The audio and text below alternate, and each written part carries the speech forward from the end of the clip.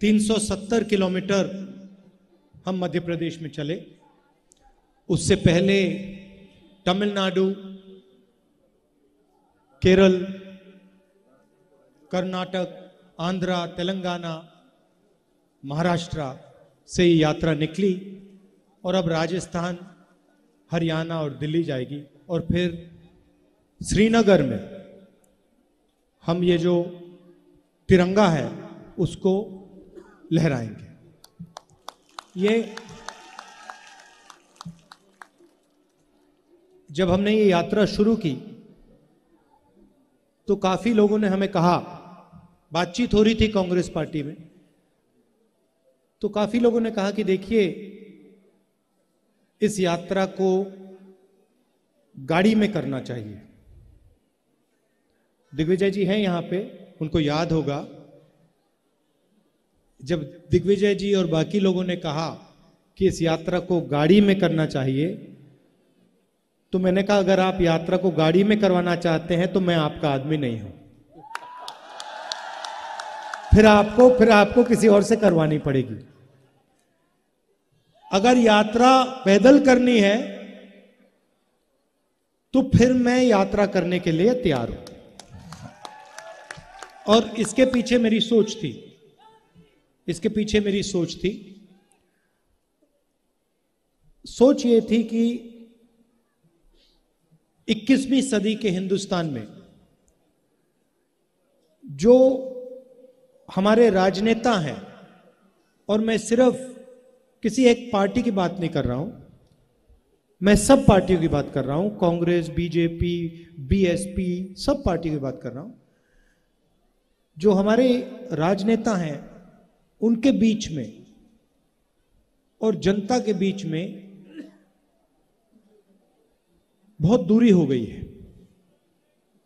राजनेता कभी हवाई जहाज में उड़ते हैं, हमारे तरीके से उड़न खटोला बोल दो उसको उड़न खटोले में आते हैं, कभी गाड़ी में आते हैं। और मैंने सोचा कि 21वीं सदी में अगर हिंदुस्तान को समझना है, हिंदुस्तान के किसानों से बात करनी है, उनकी इज्जत करनी है, युवाओं की इज्जत करनी है, मजदूरों की इज्जत करनी है, तो पैदल चलने की जरूरत है। जैसे जैसे हिंदुस्तान की आम जनता सड़कों पे चलती है, वैसे ही हमें करना चाहिए। काफी लोगों ने उस समय कहा कि नहीं, बहुत लंबा है, 3700 किलोमीटर है, मुश्किल हो जाएगी, कैसे चला जाएगा। हमने कहा नहीं, हम रिस्क ले लेते हैं, देखते हैं, चला जाए तो चला जाए, नहीं चला जाए तो रुक जाएंगे। और हम सब यात्रियों के साथ कन्याकुमारी से निकले। और आमतौर से क्या होता है, अगर लंबा सफर होता है तो शुरुआत में थकान नहीं होती, और जैसे आगे बढ़ते जाते हैं थकान बढ़ती जाती है। आप लोगों ने सफर किए होंगे, आपको ये मालूम है। मगर इस सफर में बड़ी अजीब बात हुई, जो शुरुआत में थकान थी वो कम होती गई, कम होती गई, कम होती गई, कम होती गई। और ऐसा समय आया, मैं दिवाली के लिए घर गया,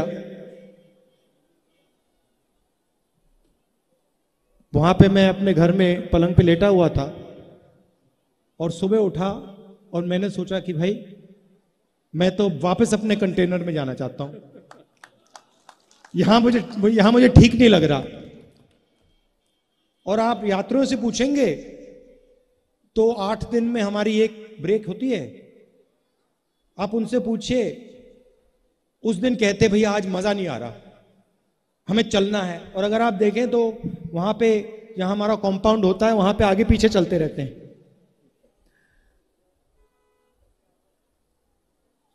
ये क्यों हो रहा है? क्योंकि हम अपनी शक्ति का प्रयोग नहीं कर रहे हैं। हम जो आपका प्यार है, आपकी मोहब्बत है, उसका प्रयोग कर रहे हैं। और आपने अपने मोहब्बत देकर, अपना सपोर्ट देकर हमारे काम को बहुत आसान कर दिया है। पता ही नहीं लग रहा, मैं आपको बता रहा हूं। आज कमलनाथ जी, मैं बता देता हूं, आज इनको बुखार है, बुखार है, दवाई खाएं। आज इन्होंने मुझे सुबह बोला कि मुझे 101 बुखार है। मैंने कहा रेस्ट ले लो। कहते नहीं, आखिरी दिन मैं भी चलना चाहता हूं, मैं रेस्ट नहीं लूंगा, मैंने दवाई खा ली। और देखिए अब मुस्कुरा रहे हैं। और ये सिर्फ कमलनाथ जी की बात नहीं है, ये सारे के सारे हमारे नेता हैं। 370 किलोमीटर हमारे सब नेताओं ने चला है और आपसे बहुत सीखने को मिला है। किसानों से बात हुई, किसानों ने हमें पूरा समझाया। कपास के किसानों ने, सोया के किसानों ने, लहसुन के किसानों ने, सब ने उनकी जो मुश्किलें हैं, उनका जो दर्द है, गहराई में घंटों हम सुने, गहराई में बारीकी से उन्होंने हमें समझाया। बीमा का पैसा डालते हैं, प्राइवेट कंपनी को पैसा दिया जाता है, तूफान आता है, बारिश हो जाती है, खेत बर्बाद हो जाता है, कंपनी का कोई नहीं मिलता। ये देखो, इनका बीमा नहीं मिला। तो ऐसे, आपका नाम क्या है? पाटीदार जी जैसे हजारों लोग इन सड़कों पे हमसे मिले, इन्होंने ये कहा। देखिए, मैं आपसे पूछता हूं, आपको जो यहां किसान खड़े हैं, आपको सोयाबीन के लिए सही दाम मिलता है? ये देखो,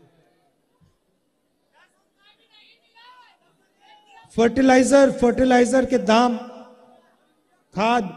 खाद आपको आसानी, यूरिया आपको आसानी से मिलता नहीं, यूरिया के दाम बढ़ गए। हां, तो ये सब आपने बारीकी से हमें समझाया। युवाओं से बात हुई, युवा कहते हैं हमने इंजीनियरिंग की, कोई कहता है मैंने सॉफ्टवेयर इंजीनियरिंग सीखी, मैंने ये प्रोग्रामिंग सीखी, मैंने वो प्रोग्रामिंग सीखी, कंप्यूटर को चलाना सीखा। अच्छा, अब क्या करते हो? अब मैं मजदूरी करता हूं, computer engineer, mechanical engineer, civil engineer, ये सारे के सारे आज के हिंदुस्तान में मजदूरी कर रहे हैं। तो ये हालत है सिर्फ मध्य प्रदेश की नहीं, हिंदुस्तान की। और जो बीजेपी की पॉलिसीज हैं, वो डर पैदा करती हैं, समाज में डर पैदा करती है। चाहे वो नोटबंदी हो, चाहे वो गलत जीएसटी हो, चाहे वो कोविड के समय की पॉलिसीज हो, इनका लक्ष्य समाज में, किसानों के दिल में, छोटे व्यापारियों के दिल में, स्मॉल और मीडियम बिजनेस चलाने वाले लोगों के दिल में, युवाओं के दिल में डर भरने का है। क्योंकि वो उस डर को नफरत में बदलते हैं। जिसके दिल में डर नहीं है, उसके दिल में नफरत पैदा हो ही नहीं सकती। आप देख लो, जिसके दिल में डर नहीं होता, और हमारी यहां माताएं बहनें हैं, ये इसको बहुत अच्छी तरह समझेंगी। देखिए, आप मुस्कुरा रही हैं। जिसके दिल में डर नहीं होता, उसके दिल में नफरत पैदा नहीं हो सकती। तो नफरत के लिए इनको डर की जरूरत होती है, और इनकी सारी की सारी पॉलिसीज इस डर को पैदा करने के लिए की जाती है। क्यों करते हैं, मैं बता देता हूं। क्योंकि ये जो आपका धन है, किसानों का धन है, जो आपकी शिक्षा में जाना चाहिए, स्कूलों में जाना चाहिए, अस्पतालों में जाना चाहिए, वो आपसे छीनकर इनके सबसे बड़े उद्योगपति मित्रों को देना चाहते हैं। मार्केटिंग वो लोग करते हैं। ये जो हमारे प्रेस के मित्र हैं, आज दिख नहीं रहे मुझे, कहां गए वो? ये देखिए, यहां बैठे हैं। आज इनसे मिला, मजाक हो रही थी। मैंने इनसे कहा देखिए आप ये मत समझिए कि मैं आपकी बुराई कर रहा हूं। मैं कहता हूं, मीटिंग में कभी कभी कहता हूं, जैसे शुरुआत में मैंने कहा प्रेस के हमारे मित्रों, फिर मैं कहता हूं प्रेस के मित्र हैं मगर हमारी बात तो कभी दिखाते नहीं।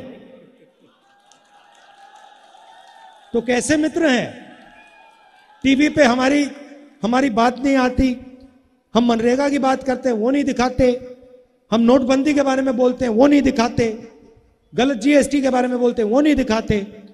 तो मैंने इनसे कहा देखिए आपकी गलती नहीं है, मैं जानता हूं कि आपके पीछे लगाम लगी हुई है। जैसे ये आपको पकड़ रखा है, आपको छूट नहीं देते हैं, जो आपके दिल में है, जो आप बोलना चाहते हो आपको अलाउ नहीं करते। तो मैं आपकी बुराई नहीं कर रहा हूं, मैं जिन लोगों ने आपके पीछे लगाम लगा रखी है उन पर सवाल उठा रहा हूं। तो हम पार्लियामेंट में बात उठाने की कोशिश करते हैं, माइक ऑफ कर देते हैं।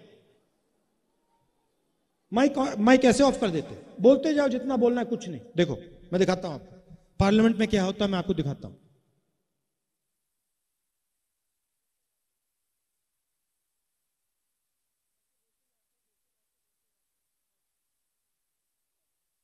तो अब पार्लियामेंट का रास्ता बंद कर दिया।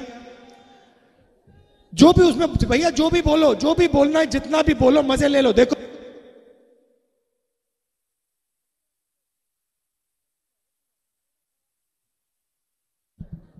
आवाज ही नहीं आती, तो मीडिया का रास्ता बंद, पार्लियामेंट में विधानसभा में माइक बंद। तो हमने कहा चलो सड़क को तो बंद नहीं कर सकते,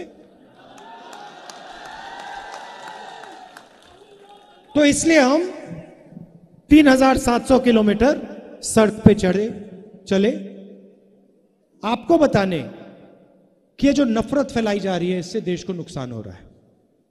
ये जो लोगों को डराया जा रहा है, किसानों को, मजदूरों को, छोटे व्यापारियों को डराया जा रहा है, इससे देश का नुकसान हो रहा है।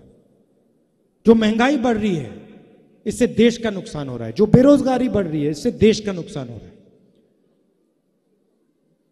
और जब हमने ये बात उठाई, आपने ये बात बहुत अच्छी तरह समझी और आप इस यात्रा में सब के सब शामिल हो गए, तो मैं आपका दिल से धन्यवाद करना चाहता हूं।